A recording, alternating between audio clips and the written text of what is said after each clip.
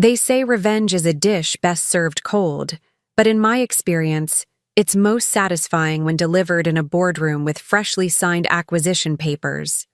For 4 years, I lived in the shadow of my husband Ryan's supposed success while he and his colleagues treated my career aspirations like a cute hobby. None of them realized I was quietly building the very company that would eventually acquire their firm. That afternoon, as I watched them toast Ryan's latest promotion with champagne purchased from my secret accounts, I knew their time was finally running out. Before we jump back in, tell us where you're tuning in from, and if this story touches you, make sure you're subscribed, because tomorrow, I've saved something extra special for you. The golden hour sunlight streamed through the floor-to-ceiling windows of our Oak Hill townhouse, casting warm highlights across our designer furniture. The open-concept living area buzzed with conversation and laughter, as Ryan held court among his executive friends. Crystal glasses clinked while catering staff, that I had secretly arranged, circulated with trays of hors d'oeuvres. I stood by the kitchen island, observing the scene with practiced detachment. My husband of 6 years commanded attention in his tailored navy suit, his confident gestures punctuating every sentence as he regaled his audience with tales of his latest business triumph. At 42, Ryan Mitchell had mastered the art of corporate charisma, perfectly styled hair with distinguished touches of silver at the temples, a smile that conveyed both authority and approachability, and the relaxed posture of someone who believed the world was designed to accommodate his ambitions. "Live, sweetheart," he called out, his voice carrying that familiar note of performative affection. "Why don't you tell everyone about that little online project you've been tinkering with?" The way he said tinkering made it sound like I was assembling craft projects rather than building sophisticated cybersecurity protocols. All eyes turned to me, expressions ranging from polite interest to barely concealed amusement. "It's just some cybersecurity work," I replied softly, playing my assigned role to perfection. I tucked a strand of my chestnut hair behind my ear, adopting the slightly embarrassed demeanor they had come to expect. Nathan Wilson, Ryan's closest friend and fellow VP at Pinnacle Solutions, barely contained his smirk. "Cybersecurity, huh? That's quite the ambitious hobby for someone with a—" He paused, searching for what he thought was a diplomatic phrase, a background in administrative work. His wife Diana patted his arm appreciatively, as if he'd demonstrated remarkable restraint. What they didn't know was that my administrative background was a carefully constructed fiction. My previous career as a senior security analyst for the Department of Defense had been deliberately obscured when I married Ryan, replaced with a vague history as an executive assistant who wanted to learn about technology. Ryan shot me a look that mixed affection with thinly veiled condescension. "Liv has always had interesting interests," he said, swirling his champagne. "Remember last month when she thought she could create a vulnerability assessment tool?" He turned to the group, eager to share another anecdote at my expense. What he didn't know was that the assessment tool he mocked had just been licensed to 3 Fortune 500 companies through Next Level Security, my own firm operating under a holding company with a different name. The licensing agreements worth $3 million were stored in my private cloud account, alongside documentation of every dismissive comment he and his colleagues had made about my capabilities. "At least she's trying," Diana offered with the false generosity of someone bestowing a compliment on a child's finger painting. As Pinnacle's HR director, she prided herself on her empathetic approach. "My brother's IT department is always looking for entry-level data entry people. It might be a good way to get your foot in the door, Liv." Murmurs of agreement floated through the room. I nodded appreciatively, as if her suggestion was both thoughtful and helpful, rather than profoundly patronizing. "Thank you, Diana. That's very kind," I replied, my voice measured and soft. The irony was delicious.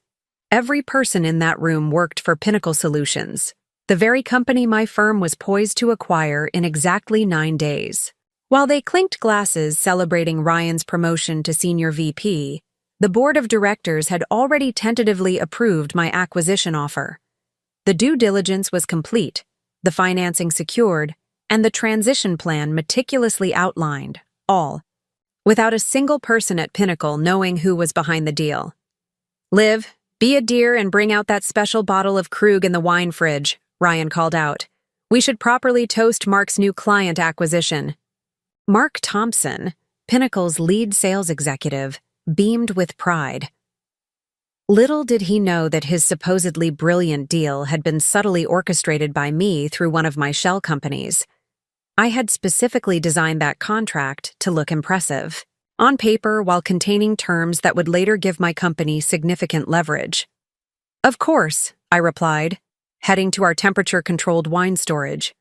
Behind me, their conversation continued, peppered with technical jargon they assumed I wouldn't understand, and thinly veiled references to my cute attempts to break into their industry. As I selected the champagne, an $800 bottle Ryan believed he had purchased but had actually been a strategic gift from one of my business partners, I reflected on the meeting I'd had that morning.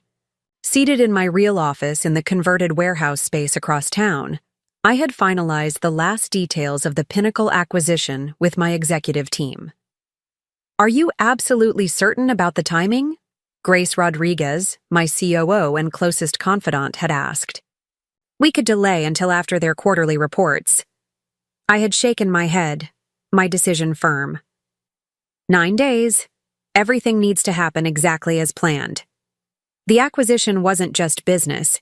It had become personal 3 months ago when I discovered Ryan had emptied our joint savings account of $167,000 to help his mistress, Amber Collins, purchase a downtown condo. He had covered it with a story about a temporary transfer for investment purposes, not realizing I had already documented every transaction, every text message, and every afternoon meeting that actually took place at the Westlake Grand Hotel. Returning to the living room with the champagne, I caught the tail end of what must have been another joke at my expense. Ryan's laughter, sharp and performative, cut through the ambient conversation. "Oh God, you should have seen her trying to explain blockchain to me last week," he said, wiping an imaginary tear of mirth from his eye. "It was like watching a kindergartner explain quantum physics." Nathan leaned forward eagerly. "Please tell me you recorded it." "I was tempted," Ryan continued, his eyes glinting with malicious amusement. "She had drawn all these diagrams and practiced this whole presentation. It was adorable, really.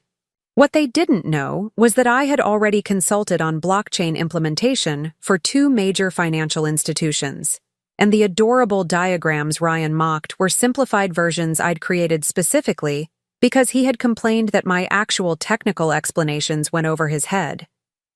"Here's the champagne," I said quietly, placing the bottle on our marble kitchen island. Mark immediately reached for it, examining the label with exaggerated expertise. "Excellent choice, Ryan," he approved, completely unaware that I had selected it. "You really know how to celebrate a victory." Ryan preened under the compliment. "Well, someone in this household needs to have achievements worth celebrating," he said, throwing a pointed glance my way that drew more chuckles from the group. These monthly gatherings had become his stage, and I was his favorite prop, the supportive but slightly clueless wife he so generously indulged. The dynamic had been established early in our marriage when I had deliberately played into his need to feel intellectually superior. What had begun as a strategic decision to keep my actual capabilities hidden had evolved into a carefully documented case study in workplace and marital discrimination. Liv tried to apply for that entry-level security analyst position at Meridian Technologies last month, Ryan announced to the group, setting up another anecdote at my expense. "Tell them what happened, sweetheart." I adjusted my expression to one of mild embarrassment. "They said I wasn't qualified." "Not qualified," Ryan echoed with exaggerated indignation that barely masked his satisfaction. "She couldn't even get past the initial screening questions." The truth was more complex. Meridian Technologies was now one of Next Level's biggest clients, and I had intentionally submitted a subpar application through my Olivia Mitchell identity to maintain my cover. The real irony was that the security protocols Meridian now used had been designed by my team. As the evening progressed, the wine flowed freely, and the anecdotes about my supposed technical ineptitude became increasingly elaborate. I moved through these moments with practiced ease, offering self-deprecating smiles and slight blushes exactly when expected. "Liv, honey," Ryan called out again as the gathering was winding down. "Can you grab those financial reports I left in the study? I want to show Victor the projections for next quarter." Victor Harrington, Ryan's direct superior and Pinnacle's chief revenue officer, had arrived fashionably late. At 58, preparing and narrating this story took us a lot of time, so if you are enjoying it, subscribe to our channel. It means a lot to us. Now back to the story. He carried himself with the confident detachment of someone who had been in executive positions long enough to believe it was his natural habitat. "Of course," I replied, heading toward the home office. Our study was a space that reflected Ryan's self-image: dark wood, leather-bound books he'd never read, and framed awards prominently displayed. In the corner sat my small desk, deliberately modest compared to his imposing workstation. The contrast was part of our home's visual narrative. His success, my hobby. As I retrieved the report folder, I noticed a receipt that had fallen from it. A hotel bill from the Westlake Grand, a $470 charge for the presidential suite last Tuesday, when Ryan had told me he was at a client dinner. Another piece of evidence for my already substantial file. I slipped the receipt into my pocket and returned to the living room with the reports.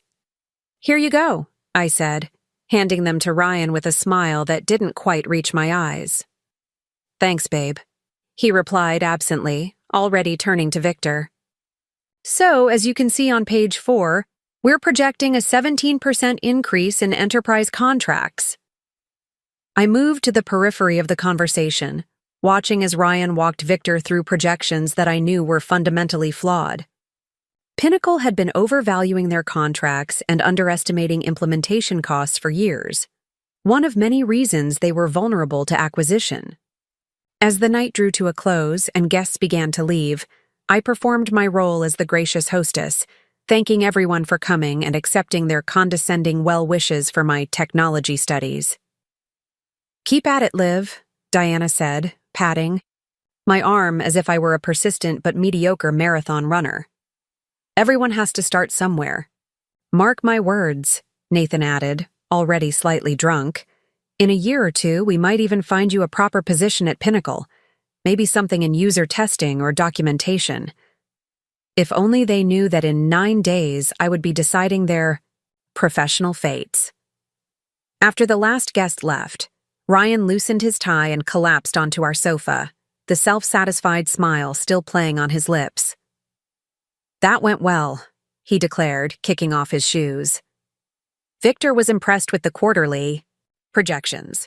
"That's wonderful," I replied, beginning to gather empty glasses. "You must be pleased." He stretched, the picture of contented achievement. "This promotion is just the beginning, Liv. Victor hinted that they're grooming me for the C-suite. Another year or two, and we could be looking at a chief revenue officer position." The irony of his confidence made me pause momentarily before resuming my cleanup. In 9 days, Pinnacle Solutions would have an entirely different leadership structure. "That's exciting," I offered, my voice carefully modulated to convey supportive enthusiasm. "You've worked hard for this." Ryan's phone buzzed. He glanced at it, his expression shifting subtly before he turned it face down on the coffee table. I didn't need to see the screen to know it was Amber. Their communication patterns had become predictable: texts after social events, calls during his supposed lunch meetings, emails from his private account that he didn't realize I had been monitoring. "I'm heading up to bed," I said, gathering the last few glasses. "It's been a long day." "I'll be up in a bit," he replied distractedly, already reaching for his phone again. Need to respond to a few work emails first. In our bedroom, I changed into silk pajamas and performed my nightly routine with methodical precision. The mundane rituals of domestic life had become a kind of performance art, a carefully maintained facade hiding my true focus and capabilities. Once I heard Ryan settle into his home office chair downstairs, the creak of leather was distinctive. I retrieved my secured laptop from its hiding place inside my bedside table's false bottom. The specially designed compartment contained not only the computer, but also a secure phone and several encrypted flash drives documenting everything I needed for the upcoming revelation. Opening the laptop, I connected through a series of proxies to access next-level security's secure servers. Grace had left several updates. The final acquisition papers were ready for signatures, the transition team was assembled, and the board meeting was confirmed for the morning of the announcement. I sent a brief, encrypted response. Proceed as planned. No exceptions, no delays. This wasn't merely about business anymore. When Ryan had emptied our joint account to fund his mistress's condo, he hadn't just betrayed our marriage, he'd taken the money I had deliberately placed there as part of my cover. The fund transfer had been the catalyst that accelerated my timeline, transforming a potential business acquisition into something more personal. My phone vibrated with an incoming text from Grace. Final security brief complete. All teams in position for D-Day. I responded with a simple, confirmed, before deleting the exchange. A habit formed from years of careful compartmentalization. From downstairs, I heard Ryan laugh softly, undoubtedly texting Amber while believing I was none the wiser. The sound reinforced my resolve. In 9 days, the careful facade I had maintained would finally drop, revealing not just my professional capabilities, but the full extent of my awareness of his betrayals. I closed the laptop and returned it to its hiding place, then slipped between our Egyptian cotton sheets. Another luxury Ryan believed he had provided through his success. As I set my alarm for 5:30 a.m., I reflected on the journey that had led to this moment. 4 years ago, I wasn't Olivia Mitchell, the underestimated wife of an ambitious executive.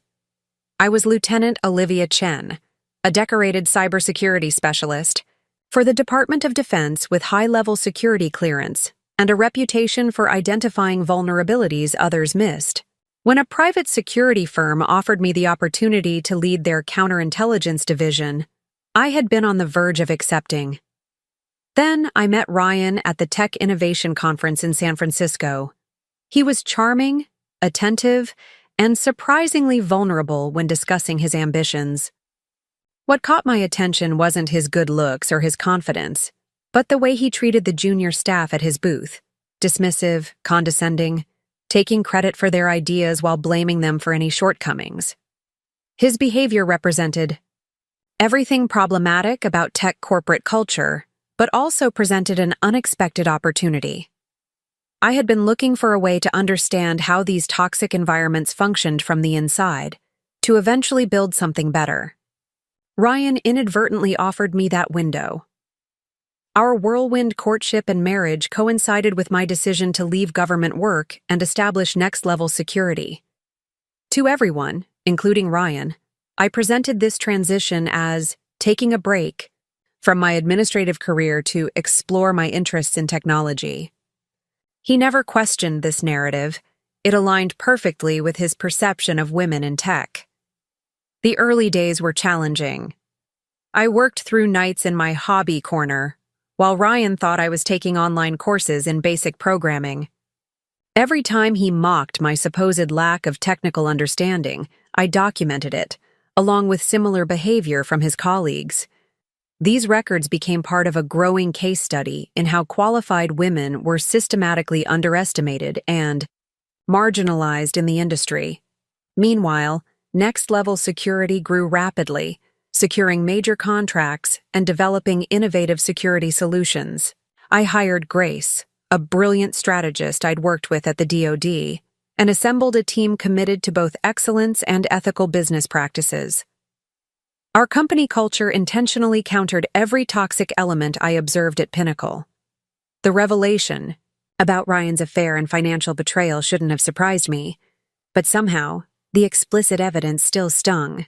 Finding the transfer confirmation for $167,000 to Amber's account, labeled as investment opportunity, had transformed my professional interest in acquiring Pinnacle into something more visceral, a chance to correct multiple injustices at once. As I drifted toward sleep, I thought about the carefully orchestrated sequence of events that would unfold in 9 days. The security teams were ready, the board members prepared, and the transition plan finalized down to the minute. Ryan and his colleagues were about to learn what happened when they underestimated the wrong woman. A calm certainty settled over me. The years of playing small, of being dismissed and patronized, were coming to an end. In 9 days, they would finally see me, not as Ryan's hobbyist wife, but as the architect of their professional future. My last thought before sleep claimed me was of the expression that would cross Ryan's face when he realized that the woman he had belittled for years was now his boss, and soon to be his ex-wife. Circle of doubt. The next morning arrived with the pale gold light of early autumn filtering through our bedroom blinds. I woke before my alarm, my mind already cycling through the day's carefully planned schedule. Ryan slept soundly beside me, his breathing deep and regular, completely unaware that I had already been awake for 20 minutes reviewing mental checklists. I slipped out of bed and into my running clothes, a deliberate choice that reinforced my image as someone trying to improve herself in ways Ryan found acceptable. Physical fitness he understood and encouraged, cybersecurity expertise he dismissed and belittled. The crisp morning air hit my face as I stepped outside our townhouse. Oak Hill was quiet at this hour, with only a few dedicated runners and walkers populating the tree-lined streets. I set off at a measured pace, my wireless earbuds not playing music as Ryan assumed, but connecting me to Grace for our daily security briefing. "Morning," her voice came through clearly. "The Meridian contract was finalized at midnight. Their CTO is ecstatic with the implementation plan." "Any issues with the timeline?" I asked, keeping my voice low as I passed another early riser walking their golden retriever. "None. The transition team reports everything remains on schedule for next week. The board meeting is confirmed for 9 a.m. on the day, followed by the announcement at 11. I increased my pace slightly, turning onto a quieter street. "And the documentation regarding Ryan's financial activities?" "Complete and verified. The transfer to Amber Collins has been thoroughly documented, along with the 17 other discrepancies we've identified in his expense reports to Pinnacle. Legal says it's more than enough to void any pre-nuptial protections." This was the part of my plan that had required the most careful consideration. The prenuptial agreement Ryan had insisted upon, believing he was protecting his assets from a spouse who earned significantly less, was about to become irrelevant in the face of documented financial misconduct. "Perfect," I replied, my breath measured despite the incline I was now tackling. "I'll be in the office by 10. Have the team prepare for the security protocol review at 11. I ended the call as I looped back toward our townhouse, timing my return to coincide with Ryan's usual wake-up routine. As expected, I found him in the kitchen preparing his protein shake, dressed in designer sweatpants and a fitted t-shirt that highlighted his gym-sculpted physique. "Morning, champ," he greeted, his tone carrying that particular blend of affection and condescension he reserved for me. "Good run?" "Very refreshing," I replied, pouring myself a glass of water. "How did you sleep?" "Like a rock. Yesterday's presentation to the board really took it out of me." He took a long sip of his shake, then added with a smirk, "Not that you'd understand the pressure of executive-level meetings." I smiled blandly, thinking of the 3 board meetings I had led the previous week, securing over $40 million in new financing for next level's expansion. "I can only imagine," I said, my voice appropriately impressed. Ryan checked his watch. The Rolex I had actually purchased through a roundabout series of transactions that made it appear to be from his bonus. I'm meeting Nathan at the club for a quick workout before heading to the office. We've got strategy planning all day for the Henderson acquisition. The Henderson acquisition, another piece of business intelligence I had been tracking. Pinnacle had been pursuing Henderson Tech for months, unaware that Next Level had already quietly secured a partnership agreement that would make Pinnacle's acquisition attempt futile. Sounds important, I offered. Will you be home for dinner? Don't count on it. These meetings could run late, and Victor might want to continue discussions over dinner. He didn't meet my eyes as he rinsed his shake container, a tell I had identified early in our relationship that signaled he was lying. I knew exactly where he would be that evening, meeting Amber at her recently purchased condo, the one funded with our joint savings. The real estate transaction had been finalized. 3 days ago, another piece of evidence neatly filed in my growing dossier. I understand, I said, infusing my voice with just the right amount of disappointment. I'll leave a plate in the fridge for you. Ryan crossed the kitchen and dropped a perfunctory kiss on my forehead. Don't wait up. And hey, he added with forced enthusiasm, how's that coding course going? The Python one?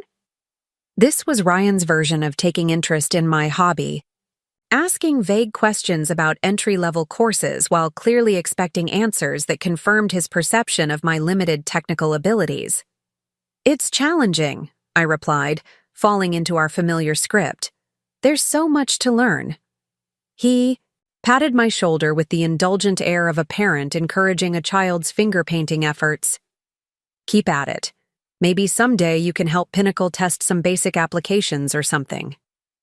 The dismissive encouragement was so habitual he probably didn't even register how condescending it sounded anymore. 4 years of this had provided me with hundreds of similar exchanges, all documented and categorized in my records of workplace gender discrimination. That would be amazing, I replied, widening my eyes in fabricated enthusiasm. After Ryan left for his gym session with Nathan, I showered quickly and changed into what I thought of as my cover wardrobe, casual but neat attire that communicated aspiration without achievement. Nothing that would suggest executive presence or technical authority. By 9:30, I was in my car, not the luxury SUV Ryan drove, but a modest sedan that reinforced our perceived financial dynamic. 15 minutes later, I pulled into an underground parking garage 6 blocks from Next Level's actual headquarters. I took the elevator to the second floor, entered a small, unremarkable office, and proceeded through a series of security protocols that led to another elevator, this one requiring both biometric confirmation and a daily changing access code. This second elevator opened directly into my actual office on the 12th floor of what appeared from the outside to be a mixed-use building owned by a property management company, itself a subsidiary of one of my holding companies. Grace was waiting for me, tablet in hand, immaculately dressed in a charcoal suit that projected the professionalism I required from my executive team. The Meridian implementation team is requesting additional resources for the Frankfurt branch. She began without preamble, falling into step beside me as we walked toward the conference room. I've reviewed their projections and approved a 15% budget increase. Good, I nodded, mentally shifting into my authentic leadership mode, direct, decisive, and technically precise. What's the status on the Pinnacle acquisition? Packets? Finalized this morning.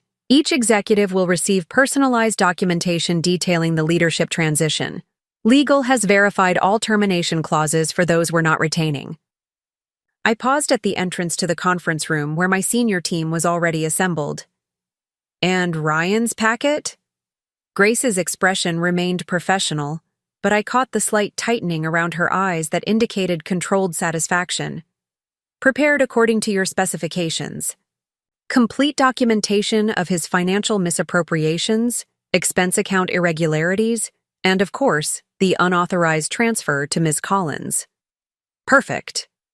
I straightened my shoulders and entered the room, seamlessly transitioning from Olivia Mitchell, underestimated spouse, to Liv Chen, CEO of Next Level Security and soon-to-be owner of Pinnacle Solutions. The morning passed in a focused blur of strategic decisions and planning sessions. This was my real life, leading a team of brilliant security specialists, making multi-million-dollar decisions, and driving innovation in an industry still dominated by men who resembled Ryan and his colleagues in both their arrogance and their limitations. At 12:30, my secure phone buzzed with a text from our surveillance team.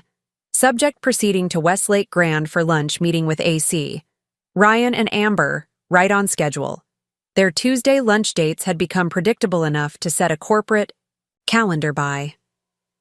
I had initially authorized the surveillance as part of my divorce preparation, but it had quickly revealed patterns of behavior that impacted the Pinnacle acquisition as well. Ryan frequently discussed confidential company information during these rendezvous, oblivious to the fact that his indiscretion constituted serious security violations. I turned my attention back to the planning meeting, pushing thoughts of Ryan's betrayal aside to focus on the complex technical challenges my team was addressing. Unlike the superficial presentations I'd witnessed at Pinnacle, these discussions involved deep technical expertise and collaborative problem-solving. The distributed denial of service protection protocol needs refinement, noted Raj, my chief security architect. The recent simulation identified a vulnerability in how we handle traffic from certain Asian IP blocks. What if we implemented a geographic traffic analysis layer? I suggested, moving to the whiteboard to sketch a more resilient architecture. We could create dynamic response profiles based on regional attack signatures. For the next hour, we engaged in the kind of technical debate that Ryan believed was beyond my capabilities, developing solutions to cybersecurity challenges that most firms hadn't even identified yet. This was the work that had built Next Level into an industry leader, work I had performed while maintaining the fiction of being a novice struggling with basic Python tutorials. At 3:00 p.m., I transitioned to my next role of the day, meeting with the Next Level board to provide our quarterly performance update. Unlike the performance theater I had witnessed at Pinnacle, where style routinely trumped substance, these sessions involved rigorous analysis and thoughtful strategic planning. Our growth metrics have exceeded projections by 22%. I informed the board, navigating through detailed performance dashboards. The new Enterprise Security Suite has secured 18 major clients in the first 60 days, and our threat intelligence platform now monitors over 40 million endpoints globally. Eleanor Walsh, my most experienced board member and personal SOE mentor, leaned forward with a penetrating look. And the Pinnacle acquisition? Still on schedule for next week? Yes, I confirmed. All preparations are complete. Once the acquisition is announced, we'll implement immediate leadership changes and begin technology integration. Their client base will benefit from significant security upgrades and will retain their most talented staff while addressing the organizational culture issues we've identified. And the personal element? Eleanor asked carefully. She was one of the few people who knew the full extent of my connection to Pinnacle through Ryan. Handled separately and appropriately, I replied, my tone making it clear that this aspect, while important, would not interfere with sound business decisions. The transition will be executed according to plan regardless of personal considerations. The board meeting concluded at 5:15, with unanimous approval for our next quarter strategy. As the board members departed, Eleanor lingered, waiting until we were alone before speaking. "Liv," she said, her voice softening from its boardroom precision. "I've known you for nearly a decade. You're the most level-headed executive I've ever worked with. But this situation with Ryan..." She hesitated, choosing her words carefully. "Are you certain you can separate the business decision from the personal betrayal?" I appreciated her concern. Eleanor had been my supervisor at the DoD before transitioning to the private sector herself. She had witnessed my rise through the cybersecurity ranks and had been an early investor in Next Level. Her mentorship had been invaluable, particularly in navigating the male-dominated environments we both operated within. The acquisition makes perfect business sense, I assured her. Pinnacle's client relationships and market position complement our technical capabilities. Their security vulnerabilities are significant but addressable. The cultural issues would need to be addressed regardless of my personal connection. Eleanor nodded, but her expression remained concerned. And Ryan? The revelation will be quite public. Ryan made his choices, I replied, my voice steady despite the flash of anger I felt. The $167,000 he transferred to his mistress was intended for our future family. Money I earned but allowed him to believe was his contribution. I paused, acknowledging the emotion before setting it aside. His professional fate will be determined by the same criteria we're applying to all Pinnacle executives: competence, integrity, and cultural fit. Eleanor's expression softened with understanding. Just remember that revenge, while temporarily satisfying, rarely provides lasting fulfillment. This isn't about revenge, I corrected her gently. It's about accountability and creating the kind of industry where talent and integrity matter more than gender or connections. Ryan and his colleagues have fostered a culture that systematically undervalues women's contributions. The acquisition will change that, regardless of my personal satisfaction in the process. After Eleanor left, I returned to my office to complete the day's final tasks before transitioning back to my Olivia Mitchell persona for the evening. As I reviewed security protocols for the Pinnacle integration, my secure phone buzzed with another surveillance update. Subject departing Westlake Grand, heading to Pinnacle offices. Ryan's lunch with Amber had lasted nearly 3 hours. I made a note to add this to his file, then began my own departure routine. By 6:30, I had changed back into my cover wardrobe, secured all sensitive materials, and was driving my modest sedan back toward Oak Hill. I stopped at an upscale grocery store to purchase ingredients for a dinner Ryan wouldn't be home to eat. Another detail in maintaining my cover. To anyone observing, I was simply a devoted wife preparing a nice meal for her hardworking husband. As I selected fresh vegetables and a cut of salmon, my mind was already mapping out the next day's activities. 8 days remained until the acquisition announcement. 8 days of maintaining the charade while finalizing the details that would transform both Pinnacle Solutions and my personal life.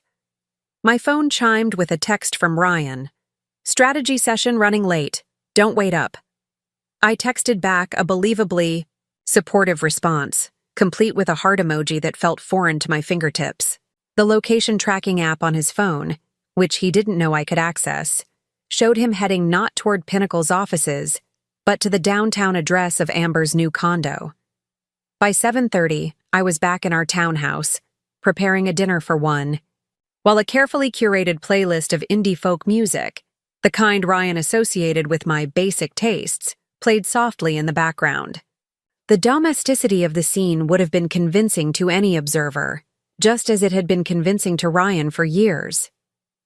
As I ate at our kitchen island, my secure tablet, disguised as a common e-reader, displayed the latest updates from Next Level's security team. The Pinnacle network penetration test had identified 17 critical vulnerabilities, confirming my assessment of their technical debt. Their entire security infrastructure would need to be rebuilt from the ground up once the acquisition was complete. My evening continued with what appeared to be online learning, ostensibly another Python tutorial, but actually a secure connection to Next Level's development environment, where I was refining a new encryption protocol. To anyone watching, I was simply a determined amateur practicing basic coding exercises. The reality was far more complex and consequential. At 9:45, my concentration was interrupted by the sound of the front door opening. Ryan wasn't supposed to be home this early. His trysts with Amber typically lasted until at least 11 on Tuesdays. I quickly switched my tablet display to a beginner's Python tutorial and adopted a slightly frustrated expression, as if struggling with a basic programming concept. Ryan appeared in the kitchen doorway, his expression uncharacteristically tense. "You're still up," he observed unnecessarily. I feigned mild surprise. "I thought you'd be in meetings all night. Is everything okay?" He moved to the refrigerator and pulled out a beer, avoiding my gaze. Victor pulled the plug on the Henderson acquisition. Apparently, they signed some kind of exclusive partnership with a competitor. The whole strategy has to be reworked. I allowed a look of sympathetic concern to cross my face, though internally I was noting that Next Level's partnership with Henderson had achieved exactly its intended purpose. "I'm sorry to hear that. You've been working on that deal for months." Ryan took a long swallow of his beer, his frustration evident. "The worst part is, nobody saw this coming. Our intelligence team completely missed the signals." He loosened his tie with a sharp, angry gesture. "Now we look like amateurs to the board." "That's awful," I said softly, closing my tablet as if giving him my full attention. "What happens next?" "Damage control, emergency strategy sessions, Victor's on the warpath." He ran a hand through his perfectly styled hair, disrupting it in a way that would have been endearing if I didn't know where he'd been an hour earlier. "The next few days are going to be hell." I nodded sympathetically, thinking of how much more chaotic his life would become in 8 days. "Can I do anything to help?" He glanced at my closed tablet and smirked, momentarily distracted from his professional concerns. "Unless you've suddenly become a corporate strategy expert or learned how to code overnight, probably not." And there it was. Even in moments of stress, his instinct was to diminish me. It was so habitual he probably didn't even recognize he was doing it anymore. I offered a self-deprecating smile. "Fair point, but I could at least make sure you're well fed during the crisis." This was the dynamic he found comfortable, me in a supportive domestic role while he tackled the real challenges of business. It had been our pattern for so long that any deviation would have triggered his suspicion. "Sure," he said absently, already pulling out his phone to check messages. "Whatever. I'm going to grab a shower." As he headed upstairs, I noted that he hadn't asked a single question about my day or my activities. This selective disinterest had been a cornerstone of our relationship. His career and concerns took precedence, while mine were treated as inconsequential. Hobbies at best, invisible at worst. I waited until I heard the shower running before retrieving my secure phone from its hiding place and sending a brief update to Grace. Henderson partnership achieved desired outcome. Pinnacle strategy in disarray. Maintain acquisition timeline. Her response came moments later. Understood. Security protocols updated for accelerated transition if necessary. I returned the phone to its hiding place and resumed my position. At the kitchen island, the Python tutorial once again displayed on my tablet. When Ryan returned downstairs 20 minutes later, freshly showered and in loungewear, I was exactly where he expected me to be, playing the role he had cast me in years ago. "Any progress with your programming thing?" he asked, gesturing vaguely at my tablet while opening another beer. "A little," I replied with manufactured enthusiasm.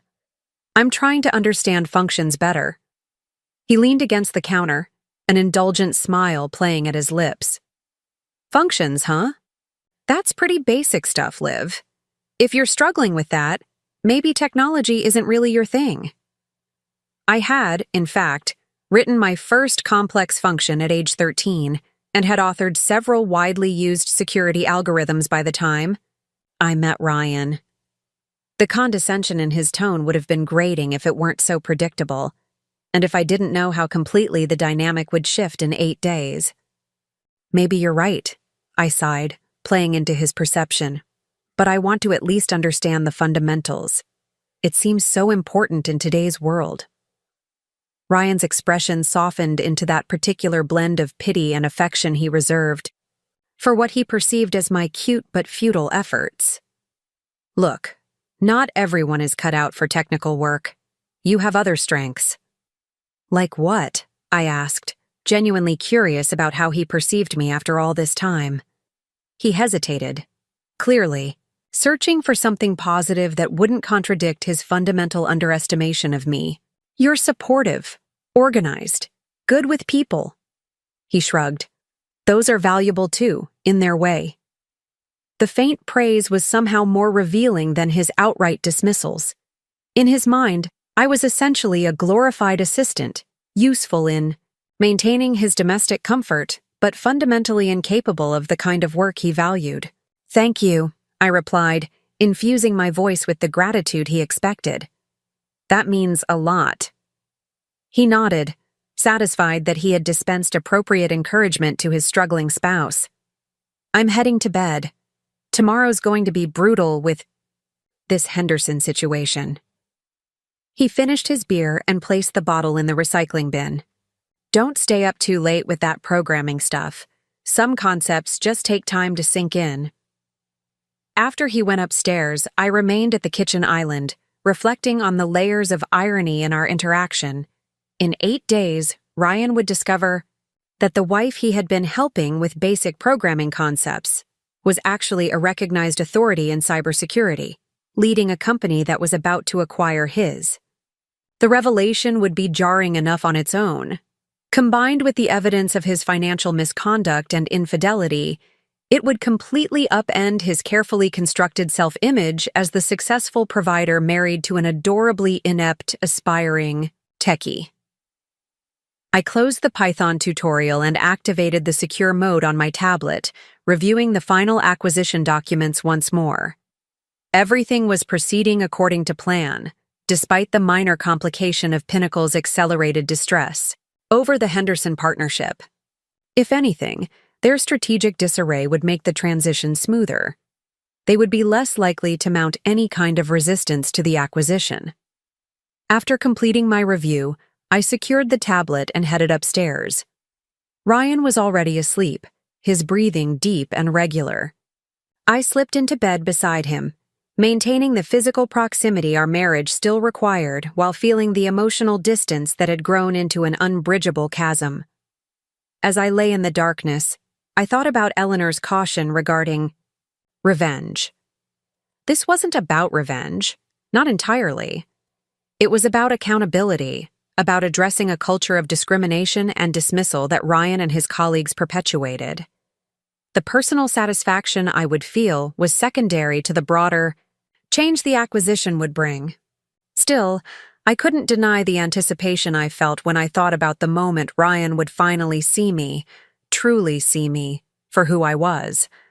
Not the supportive, struggling wife he had constructed in his mind, but the capable, successful executive who had built something far more valuable than he could comprehend. 7 days remained until that moment. 7 more days of playing small, of accepting his condescension, of pretending to be less than I was. After 4 years of this performance, 7 days seemed manageable, even as part of me longed to end the charade immediately. I closed my eyes, my mind already mapping out the next day's careful choreography of appearances versus reality. In the morning, I would once again become Olivia Mitchell, supportive wife and aspiring programmer. But for now, in the darkness of early night, I allowed myself to be Liv Chen, CEO and strategic architect of a corporate acquisition that would send shockwaves through Westlake's business community, and through the foundation of my soon-to-be ex-husband's carefully constructed world. The next morning unfolded with its usual choreographed precision. Ryan left early for crisis meetings at Pinnacle, barely acknowledging me beyond a distracted goodbye. His mind was clearly consumed with the Henderson debacle, a professional crisis that would soon be overshadowed by personal and financial ones of far greater magnitude. After his departure, I moved through my morning routine efficiently, transforming from Olivia Mitchell to Liv Chen with practiced ease. By 8:30, I was in my real office at Next Level, reviewing the latest security assessments with my core team. Pinnacle's network traffic showed unusual patterns overnight, reported Alex, my head of intelligence. They appeared to be conducting emergency audits of their client relationships, likely trying to identify other vulnerabilities like the Henderson situation. Predictable, I nodded, studying the data visualization on the main screen. Are they getting close to identifying our connection to Henderson? Not even warm, Alex confirmed with professional satisfaction. The partnership was structured through 3 separate entities. They're looking in entirely wrong directions. Good. Maintain monitoring, but don't interfere. Their disarray works to our advantage. I turned to Grace, who had just entered with a tablet in hand. Updates? The board has requested a pre-acquisition briefing for tomorrow morning. Legal has the final paperwork ready for signatures, and HR has completed the transition protocols for all Pinnacle personnel. She paused, then added, including the specialized packet for Ryan. I acknowledged this with a slight nod, keeping my expression neutral despite the momentary tightening in my chest. The specialized packet contained not only Ryan's termination notice but comprehensive documentation of his financial misconduct, unauthorized disclosures of company information to Amber, and, of course, the $167,000 transfer from our joint savings. Schedule the board briefing for 9 a.m. tomorrow, I decided, and confirm the security teams understand the accelerated timeline may be in play. If Pinnacle's crisis management becomes too erratic, we may need to move before day 7. The morning progressed with intensive planning sessions, technical reviews, and coordination with the financial team handling the acquisition mechanics. Unlike the superficial strategizing I had glimpsed at Pinnacle, these discussions involved deep technical expertise and rigorous analysis. We weren't just acquiring a company. We were preparing to transform it from the inside out. At 12:15, I received an unexpected text from Ryan. Need to talk. Meeting canceled. Coming home for lunch. This deviation from routine was concerning.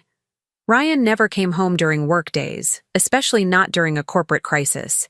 Had he somehow discovered something about the acquisition? About Next Level? About me? I quickly texted Grace. Ryan coming home unexpectedly. May need to accelerate. Stay alert. Her response was immediate. Teams on standby. Security protocols ready. I left the office immediately, changing back into my Olivia wardrobe in the secure transition room before driving home. My mind raced through contingency scenarios. If Ryan had somehow learned about Next Level or my role, we would need to trigger the acquisition immediately, rather than waiting the planned 7 days. I arrived home 15 minutes before Ryan was due, quickly arranging the scene to match my supposed activities for the day.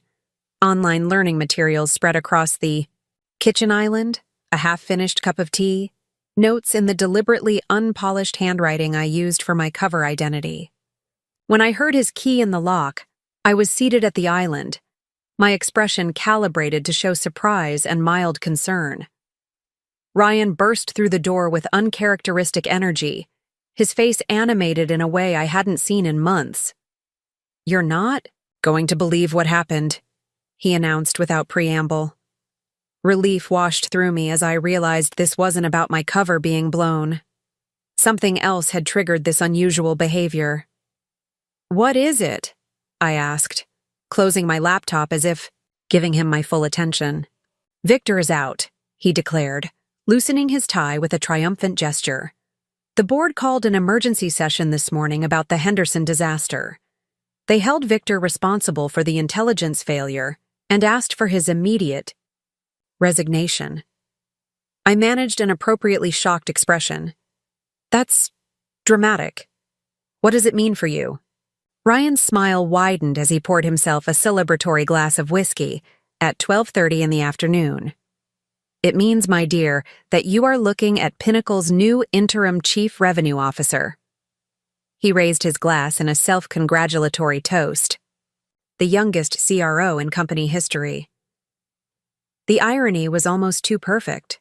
The board had promoted Ryan to replace Victor, not knowing that in less than a week, both positions would cease to exist under the new organizational structure I had designed. That's incredible, I gasped, manufacturing the appropriate level of awe and excitement. I'm so proud of you.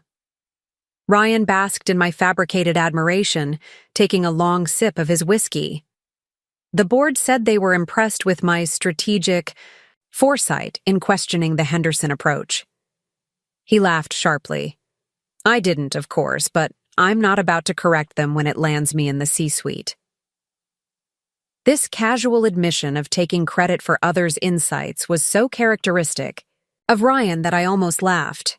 Instead, I maintained my supportive spouse persona, asking appropriate questions about his new responsibilities and compensation. The salary bump is significant, he boasted, refilling his glass. And the equity package is substantial. We're talking 7 figures, Liv. He paused, eyeing me with sudden calculation. Though that remains between us for now, the paperwork isn't finalized yet. I nodded earnestly, knowing that the equity would be worthless once Next Level completed the acquisition. Of course, I won't say a word. Ryan's expression shifted, becoming more serious. This changes things, Liv. With this kind of position and compensation? He hesitated, then continued with practiced sincerity. I know you've been trying with these coding classes and tech tutorials, but maybe it's time to accept that some fields just aren't for everyone. Here it was, the condescension wrapped. In concern that had characterized so much of our relationship, even in his moment of triumph, he couldn't resist the opportunity to remind me of my supposed limitations. What do you mean? I asked, though I already knew exactly where this was headed. I mean, he said, his tone gentle but patronizing, that with my new position, there's really no financial need for you to keep struggling with technology concepts that clearly don't come naturally to you.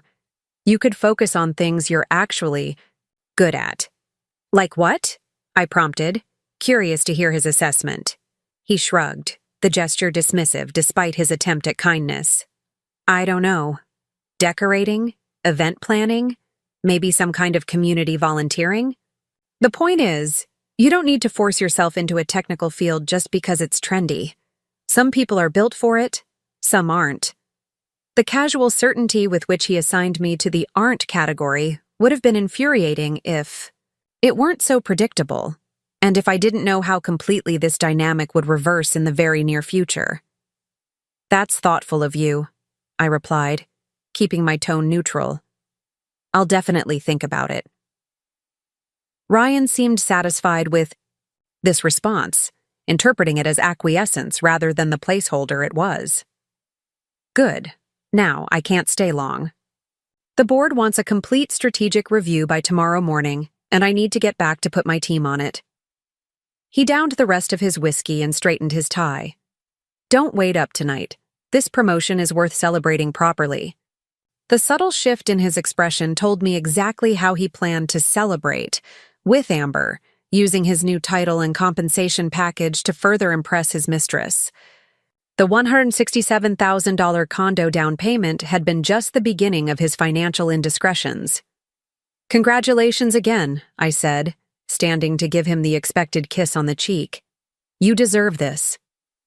After he left, I immediately contacted Grace with the update. Ryan promoted to interim CRO following Victor's forced resignation. Accelerated timeline may be necessary before he can make significant organizational changes. Her response was swift. Understood. Moving acquisition preparation to high priority. Board meeting tomorrow becomes critical. I spent the afternoon recalibrating our acquisition strategy to account for this new development. Ryan's promotion actually simplified certain aspects of the transition. As interim CRO, he would have access to higher-level information, but wouldn't have had time to establish the kind of deep relationships that might complicate the leadership change. By evening, I had finalized the accelerated timeline with my executive team and secured board approval for potential early action. Instead of 7 days, we might now be looking at just 3 or 4 before the acquisition was announced.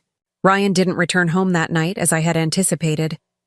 His location tracking showed him at Amber's downtown condo until nearly 3 a.m., then at a hotel near Pinnacle's offices rather than returning to Oak Hill. He sent a text at 11 p.m. Working through the night on strategy review. Staying at hotel near office. We'll call tomorrow. The lie was so unnecessary and yet so consistent with his pattern of behavior that it barely registered as an offense anymore. In fact, his absence was convenient, allowing me to work uninterrupted on Next Level's acquisition preparations. The next morning, I arrived at the Next Level offices early for the critical board meeting. Dressed in my actual executive attire, a tailored charcoal suit that projected authority and competence, I reviewed the final presentation with Grace before the board members arrived. The Pinnacle leadership shakeup actually accelerates our integration strategy, I explained as the board assembled. With Ryan Mitchell now in an interim C-suite position, the organizational structure is more fluid. We can implement our planned changes with less resistance. Eleanor Walsh studied me carefully.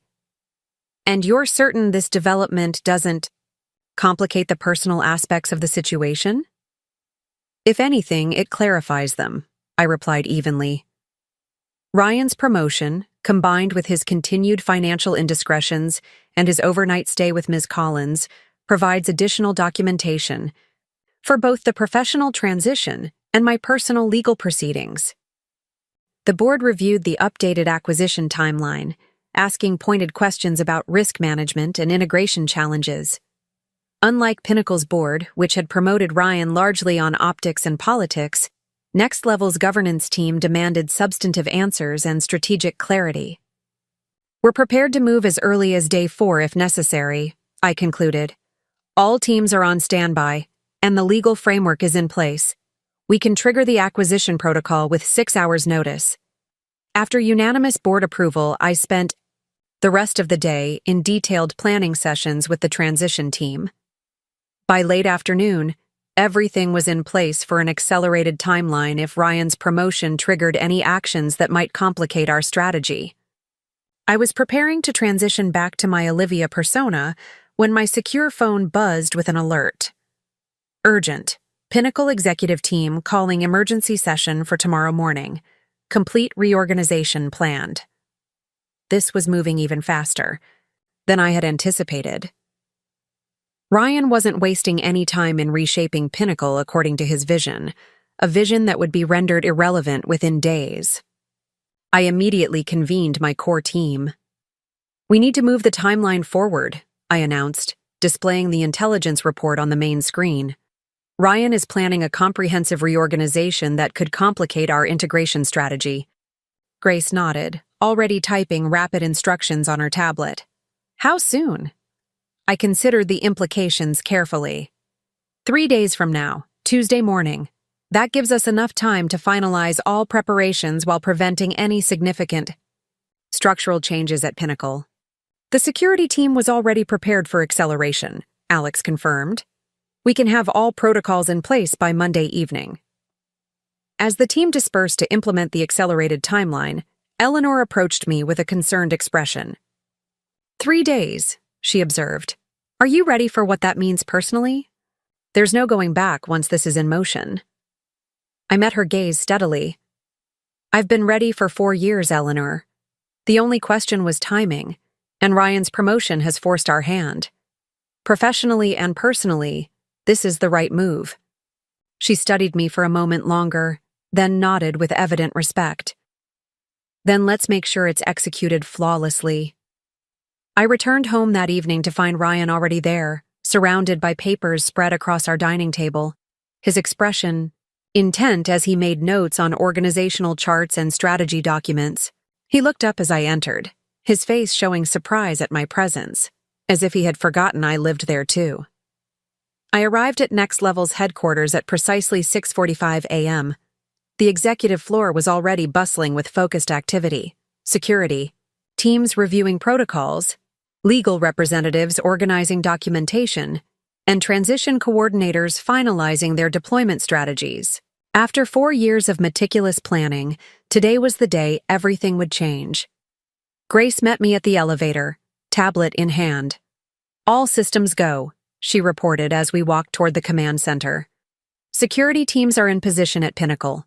Legal has filed the final acquisition documents. The press release is queued for 9:05 a.m. "And Ryan?" I asked, accepting a coffee from my assistant. "Arrived at Pinnacle 10 minutes ago. He came directly from Amber's condo and is currently in his office preparing for what he believes will be his restructuring announcement." I nodded, feeling a curious calm despite the momentous nature of what was about to unfold. After years of playing the underestimated wife, of accepting Ryan's condescension, of watching him drain our savings account to fund his mistress's downtown condo, justice was finally at hand. The command center was a masterpiece of technological efficiency. Multiple screens displayed live feeds from Pinnacle's offices, security team positions, and market indicators that would soon register the impact of our announcement. My executive team was assembled, each member responsible for a critical aspect of today's acquisition. 90 minutes until execution, I announced, taking my position at the central console. "Final status reports, please." One by one, department heads confirmed their readiness. Security, legal, human resources, communications, technical integration. Unlike the posturing and politics I'd observed at Pinnacle's executive meetings, this briefing was precise, substantive, and focused on actual outcomes rather than appearances. Eleanor Walsh, my mentor and board chair, approached as the briefing concluded. "The personal elements have been isolated from the corporate transition?" "Completely," I confirmed. "Ryan's termination packet includes the standard separation.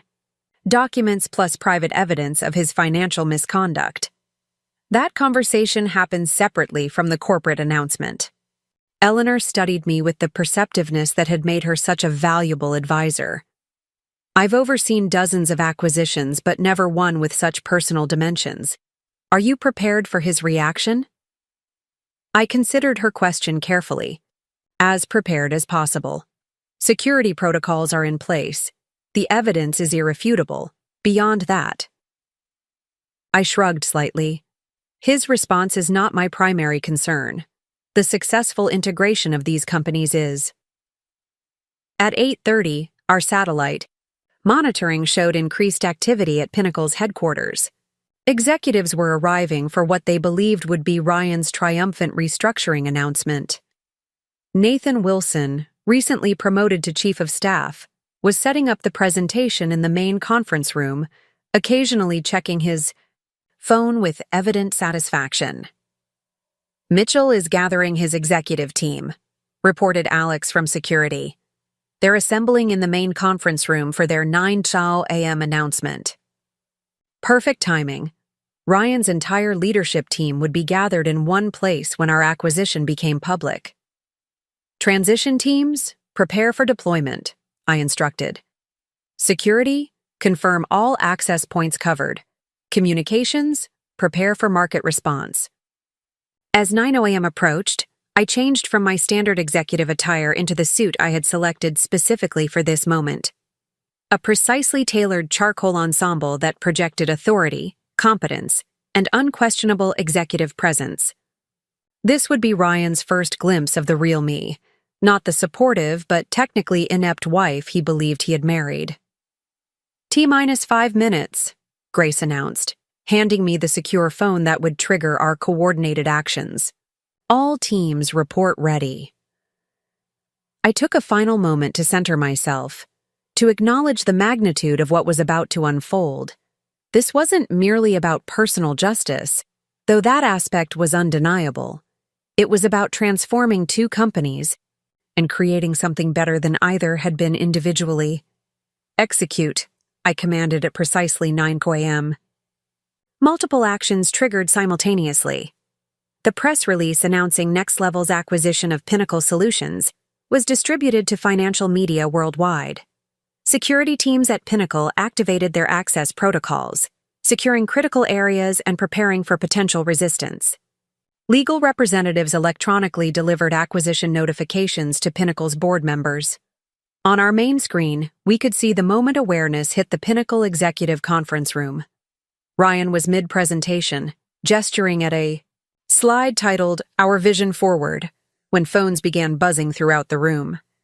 Confusion spread visibly as executives checked their devices, expressions morphing from confidence to bewilderment.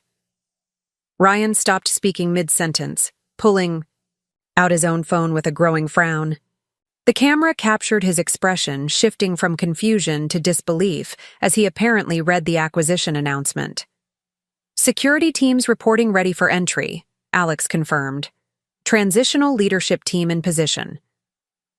"Proceed," I authorized, standing to prepare for my own departure to Pinnacle headquarters.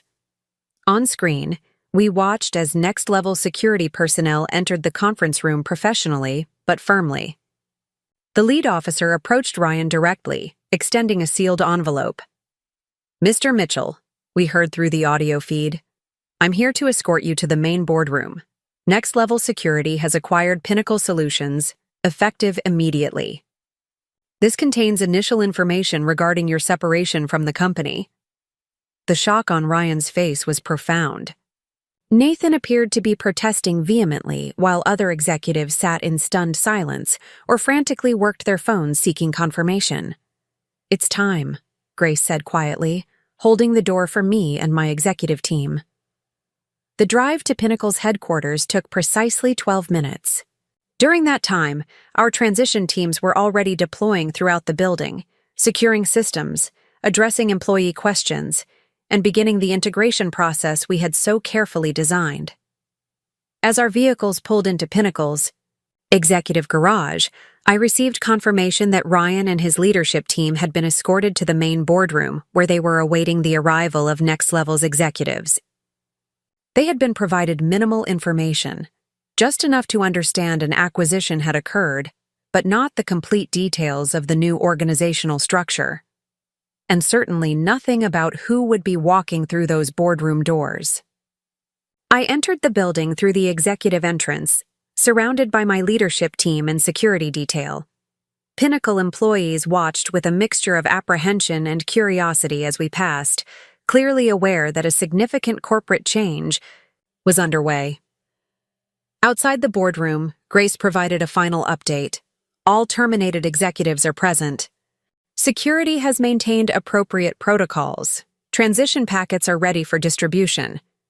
I nodded, taking a deep breath before this final confrontation. "Let's proceed." The boardroom doors opened, and I entered first, followed by my executive team. The shock that rippled through the room was palpable. Ryan's expression transformed from angry determination to complete disbelief as he recognized me in my executive attire. "Good morning," I began, my voice carrying the quiet authority that had become my leadership signature at Next Level. "I'm Olivia Chen, founder and CEO of Next Level Security. As of 9 o'clock this morning, Next Level has completed its acquisition of Pinnacle Solutions." Ryan half rose from his chair, his face flushing. "Olivia, what the hell is this? Some kind of joke?" "Not at all," I replied calmly, taking my position at the head of the table as my team distributed transition packets to each executive.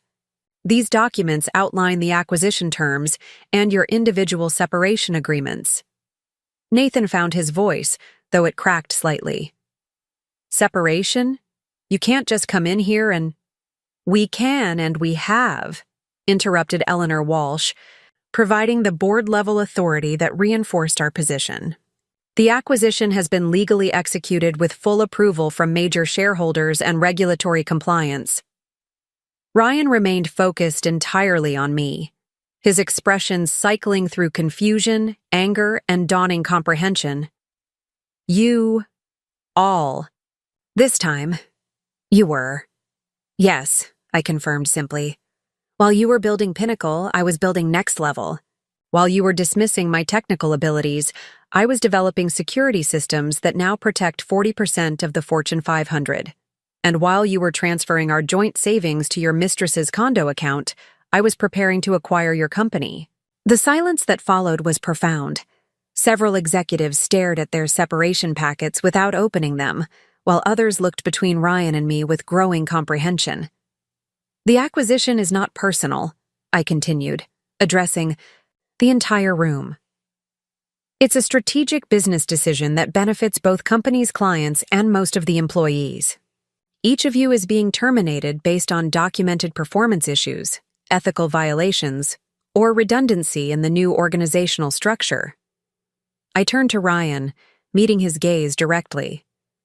Your termination, however, includes additional documentation regarding financial misconduct, unauthorized disclosure of proprietary information to external parties, and breach of fiduciary duty. You'll find the evidence quite comprehensive. Ryan finally found his voice, though it trembled with barely controlled rage. You've been lying to me for years, playing some kind of twisted game while pretending to be— I never lied about my capabilities, I corrected him calmly. You assumed my limitations. You dismissed my interests as hobbies. You explained basic concepts to me that I had mastered decades ago. Those were your choices, Ryan, not my deceptions. His face flushed darker. Our marriage, was any of it real? I considered the question carefully, aware of the silent audience surrounding us. It was real until you betrayed it. The joint savings account you emptied for Amber's condo was meant for starting our family. That money represented my trust in our future together. Ryan's expression shifted, calculation replacing shock as he attempted to regain control of the situation. This won't stand. I'll fight this. The board won't— The board has already approved the acquisition, Eleanor interjected smoothly. In fact, they're meeting with our integration team right now to discuss the transition process. I gestured to the security personnel waiting discreetly by the door. You'll be escorted to HR to complete your separation process. Your personal belongings will be packed and delivered to you. Your access has already been revoked. As Ryan and the other executives were led from the boardroom, he paused at the door, turning back with a final question that seemed torn from somewhere deeper than his anger. Why like this? Why not just divorce me when you found out about Amber? I met his gaze steadily. Because this was never just about us, Ryan. It was about the culture you and your colleagues created at Pinnacle.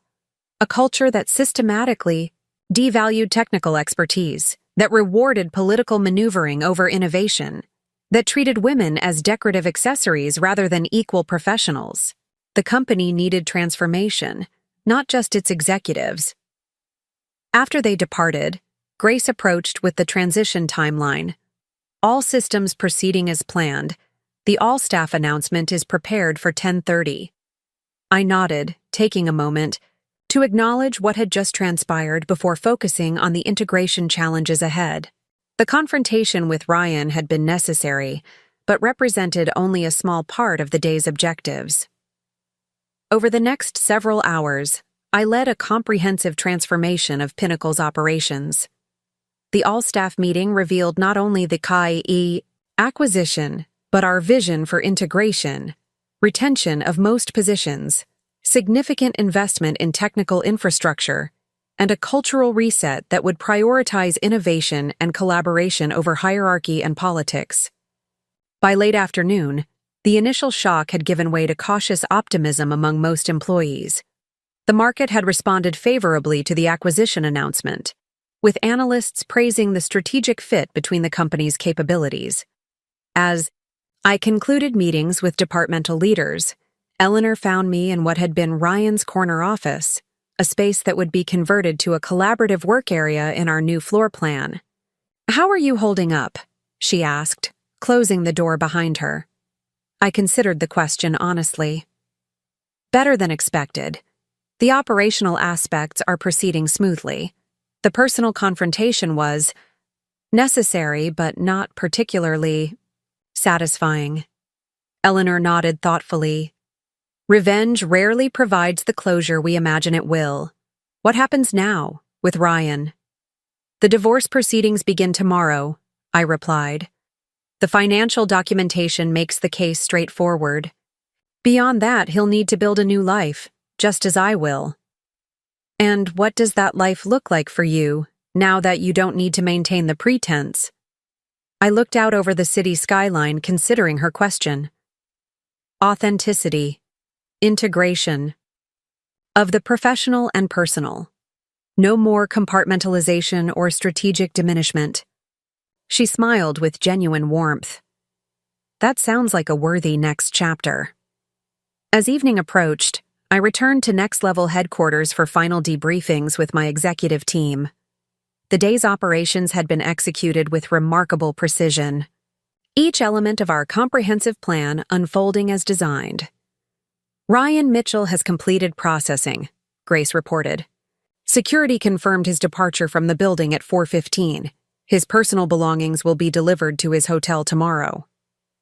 I nodded, unsurprised that he had chosen a hotel rather than Amber's condo. Our surveillance had captured a heated argument between them shortly after his termination. Evidently, his sudden change in financial and professional status had impacted her perception of their relationship. And the Oak Hill townhouse? I asked, referring to what had been our marital home. Security systems reconfigured as requested, confirmed Alex. New access codes implemented. Your essential items have been relocated to the downtown residence. The day concluded with a final executive meeting where we reviewed the integration timeline for the coming weeks.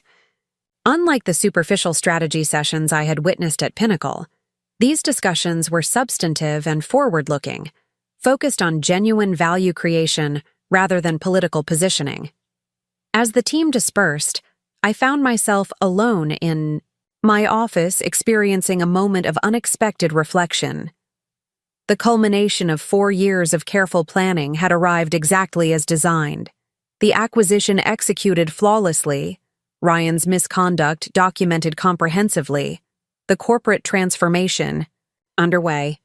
Yet the emotional resolution felt somehow different than I had anticipated. There was satisfaction in justice served, certainly, and vindication in the professional recognition that had been so long deferred. But there was also a curious emptiness, where I had expected fullness, as if the energy dedicated to maintaining my dual identity had created a vacuum now that integration was possible. Grace appeared at my door, interrupting these thoughts. Car is ready whenever you are. Do you need anything else this evening? I shook my head, gathering my belongings. No, thank you. Tomorrow we focus entirely on forward integration. The past is officially closed. As I rode the elevator down to the private garage, I reflected on the day's events with growing clarity. The acquisition of Pinnacle had never been primarily about Ryan.